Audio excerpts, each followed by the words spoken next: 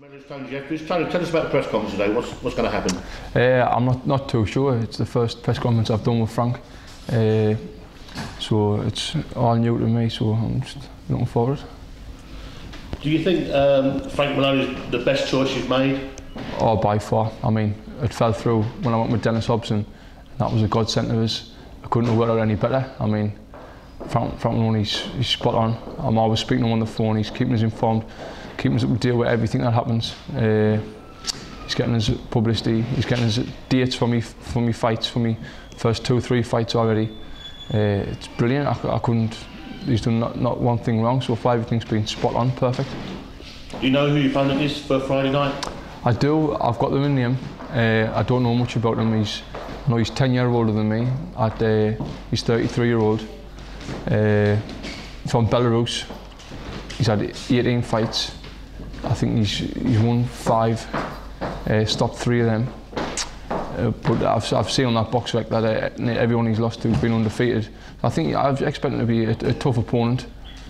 But I just can't wait to get in there. It's been a long time since I boxed since the Olympics. So to get in there now, I'm Your dad Phil tells me you sold a lot of tickets. How big is your fan base? I wouldn't know until I fight in Sunderland. When I fight in Sunderland, I'll find out exactly how big it is. But I think there's about 300 people going to watch us in Barnsley, what's 2 hours away, so that's all right. And I mean, the way things are at the minute with the climate and the credit crunch, and I think I'm really over the moon with that many people coming down to watch us, because I know everyone's skint these days. How much has Joe Gallagher trained your style in boxing? He's changed little bits and bobs, not too much. It's we'll find out on Friday when I box, see how it is. But he's just learning us the basics, like of the professional. Really, nothing too flash. To keep me chin down more, and a few other things like that. How much of a different direction do you think the pro game is from the amateur game, well, training wise? It's completely different. I mean, the training, I love the training, and the training's much better.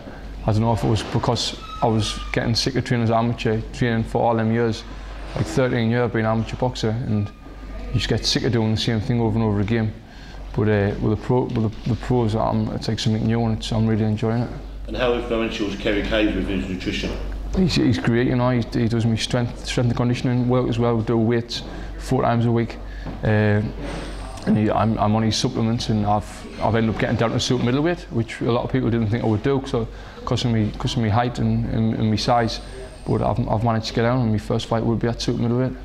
So what are your long-term ambitions as a pro, just starting off?